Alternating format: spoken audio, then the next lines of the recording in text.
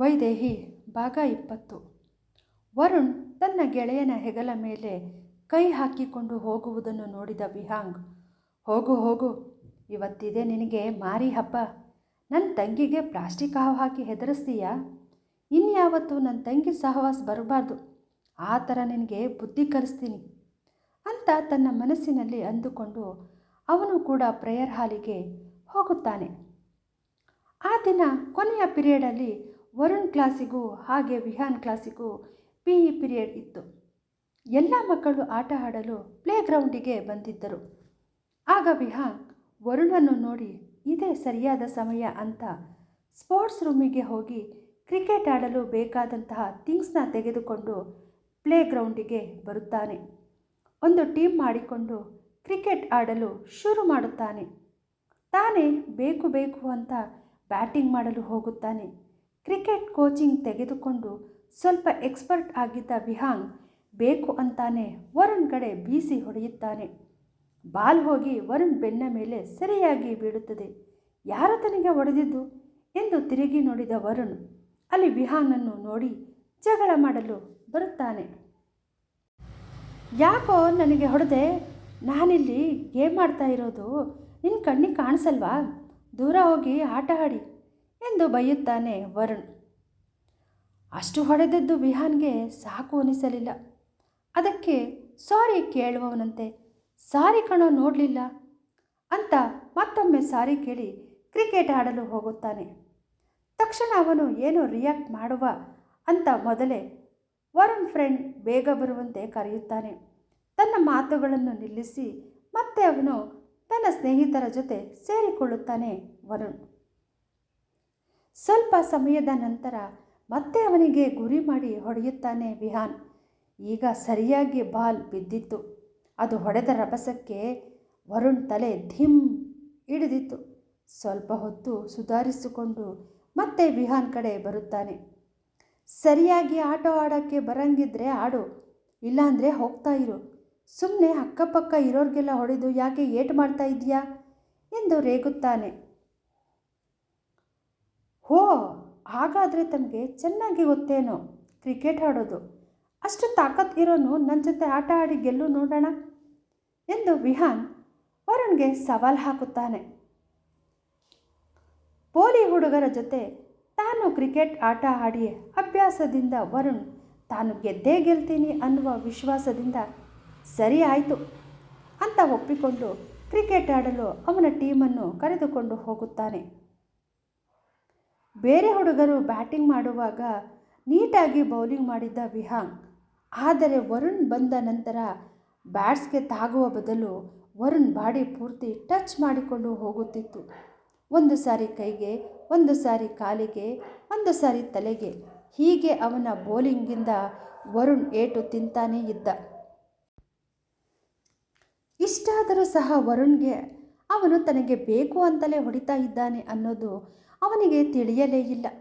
ಆಗಲೂ ಕೂಡ ನಿನಗೆ ಸರಿಯಾಗಿ ಬೌಲಿಂಗ್ ಮಾಡಲು ಬರುವುದಿಲ್ಲ ಅಂತ ಮತ್ತೆ ಆ ನೋವಿನಲ್ಲೂ ಕೂಡ ಆಡಿಕೊಂಡು ನಗುತ್ತಾನೆ ವರುಣ್.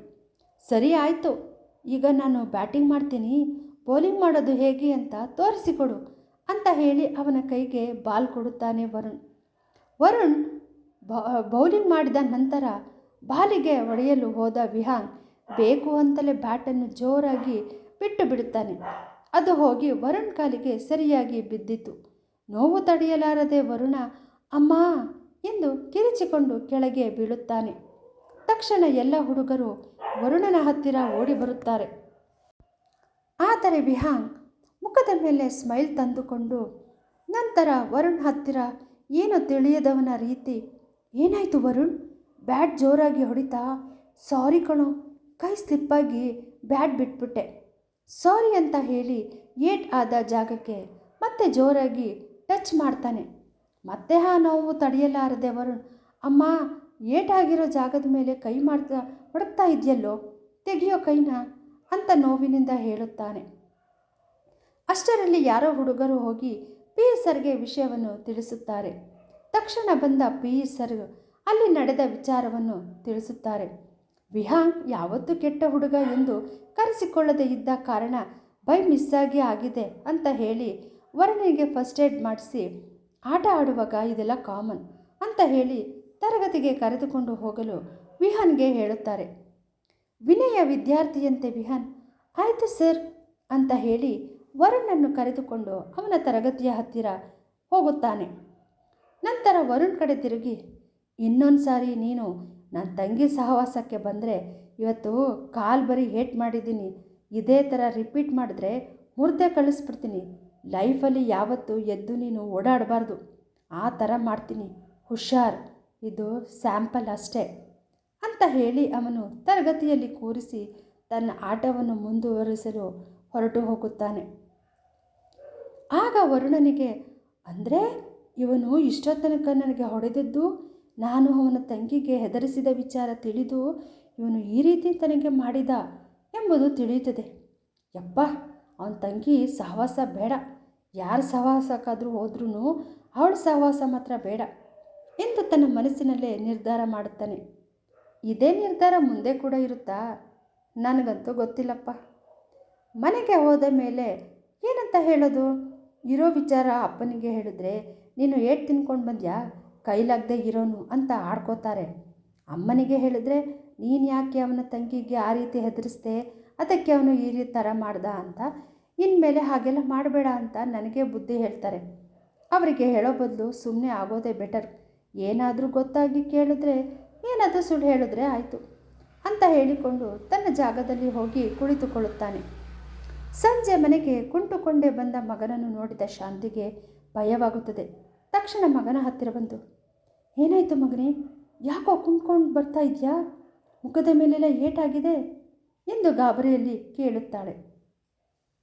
ತನ್ನ ತಾಯಿಯನ್ನು ನೋಡಿದ ವರುಣ, ಅಯ್ಯೋ, ಈ ಅಮ್ಮನ ಕೈಗೆ ಈಗಲೇ ಸಿಕ್ಕಾಕೋಬೇಕಾ ನಾನು, ಏನಪ್ಪ ಹೇಳೋದು ಅಂತ ಯೋಚಿಸಿ, ಅದು ಅಮ್ಮ ಆಟ ಆಡಬೇಕಾದ್ರೆ ಬಿದ್ದುಬಿಟ್ಟೆ, ಅದಕ್ಕೆ ಸ್ವಲ್ಪ ಕಾಲಿಗೆ ಮುಖಕ್ಕೆ ಏಟಾಗಿದೆ ಅಷ್ಟೆ ಎಂದನು. ನೋಡಿದ್ರೆ ಸುಮ್ಮನೆ ಬಿದ್ದು ಏಟ್ ಮಾಡ್ಕೊಂಡಿರೋ ಥರ ಕಾಣಿಸ್ತಾ ಇಲ್ಲ ಕಣೋ, ಯಾರೋ ಬೇಕು ಅಂತ ಹೊಡೆದಿರೋ ಥರ ಇದೆ, ನಿಜ ಹೇಳು ಏನಾಯಿತು ಅಂತ ಎಂದು ಶಾಂತಿ ಮತ್ತೆ ಗದರ್ತಾಳೆ. ನಾನು ಈ ಥರ ಕೂಲಾಗಿ ಹೇಳಿದ್ರೆ ನಮ್ಮಮ್ಮನಿಗೆ ಅರ್ಥ ಆಗಲ್ಲ, ಸ್ವಲ್ಪ ಜೋರಾಗಿ ಹೇಳಬೇಕು ಅಂತ ಯೋಚಿಸಿ, ನಿನಗೆ ಒಂದ್ಸರಿ ಹೇಳಿದ್ರೆ ಅರ್ಥ ಆಗಲ್ವಾ, ಬಿದ್ದು ಏಟ್ ಮಾಡ್ಕೊಂಡಿದ್ದು ಅಷ್ಟೇ ಅಂತ ಬಿರುಸಾಗಿ ನುಡಿದು ತನ್ನ ರೂಮ್ ಕಡೆ ಹೊರಟು ಹೋಗುತ್ತಾನೆ. ಇತ್ತ ಶಾಂತಿ ಕಣ್ಣೀರು ಹಾಕುತ್ತಾ, ನನ್ನ ಕರ್ಮಕ್ಕೆ ಗಂಡನೂ ಸರಿಯಿಲ್ಲ, ಮಗನೂ ಸರಿಯಿಲ್ಲ ಅಂತ ತನ್ನ ಹಣೆಬರಹವನ್ನು ನೆನೆದು ಕಣ್ಣೀರು ಹಾಕುತ್ತಾಳೆ. ಮಾರನೇ ದಿನ ವೈದೇಹಿ ಜ್ವರ ಕಡಿಮೆಯಾದ ಕಾರಣ ತಾಯಿಯಷ್ಟೇ ಬಲವಂತ ಮಾಡಿ ಮನೆಯಲ್ಲಿ ಇರು ಎಂದು ಹೇಳಿದರೂ ಕೇಳದೆ ಶಾಲೆಗೆ ಹೋಗಲು ರೆಡಿಯಾಗುತ್ತಾಳೆ. ವಿಹಾನ್ ವಾರ್ನಿಂಗ್ ಕೊಟ್ಟ ನಂತರ ವರುಣ್ ವೈದೇಹಿ ತೊಂದರೆ ಕೊಡುವುದನ್ನು ಬಿಟ್ಟಿರುತ್ತಾನೆ. ಹೀಗೆ ದಿನಗಳು ಕಳೆದು ವಾರಗಳಾಗಿ, ವಾರಗಳು ಉರುಳಿ ತಿಂಗಳುಗಳಾಗಿ, ತಿಂಗಳುಗಳು ಉರುಳಿ ವರ್ಷಗಳೇ ಕಳೆದಿತ್ತು. ಈ ಮಧ್ಯೆ ಶಾಂತಿ ಇನ್ನೊಂದು ಮಗುವಿಗೆ ತಾಯಿಯಾಗಿದ್ದಳು. ಅವಳ ಅದೃಷ್ಟಕ್ಕೆ ಅದು ಗಂಡು ಮಗುವೇ ಆಗಿತ್ತು.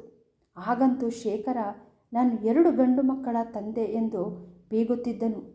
ವರ್ಷಗಳು ಕಳೆದಂತೆ ಶೇಖರನ ಮಗ ವರುಣ್ ದುರಭ್ಯಾಸಗಳ ದಾಸನಾಗಿದ್ದ.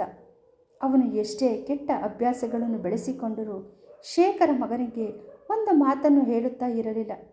ಆದರೆ ಶಾಂತಿ ತನ್ನ ಕೈಲಾದ ಮಟ್ಟಿಗೆ ಅವನನ್ನು ತಿದ್ದುವ ಪ್ರಯತ್ನ ಮಾಡುತ್ತಲೇ ಇದ್ದಳು. ಅದೆಲ್ಲ ನೀರಿನಲ್ಲಿ ಮಾಡುವ ಹೋಮದಂತೆ ಆಗಿತ್ತು.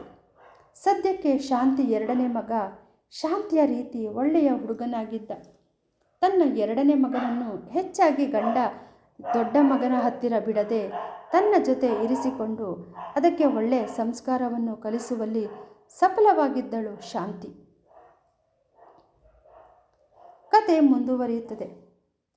ಕಥೆಯನ್ನು ಕೇಳಿದ ನಂತರ ನಿಮ್ಮ ಅಭಿಪ್ರಾಯವನ್ನು ದಯವಿಟ್ಟು ಕಮೆಂಟ್ ಮೂಲಕ ತಿಳಿಸಿ. ನಿಮ್ಮ ಪ್ರೋತ್ಸಾಹದ ನಿರೀಕ್ಷೆಯಲ್ಲಿ. ಕಥೆಯನ್ನು ಕೇಳಿದ ತಮ್ಮೆಲ್ಲರಿಗೂ ತುಂಬ ಹೃದಯದ ಧನ್ಯವಾದಗಳು.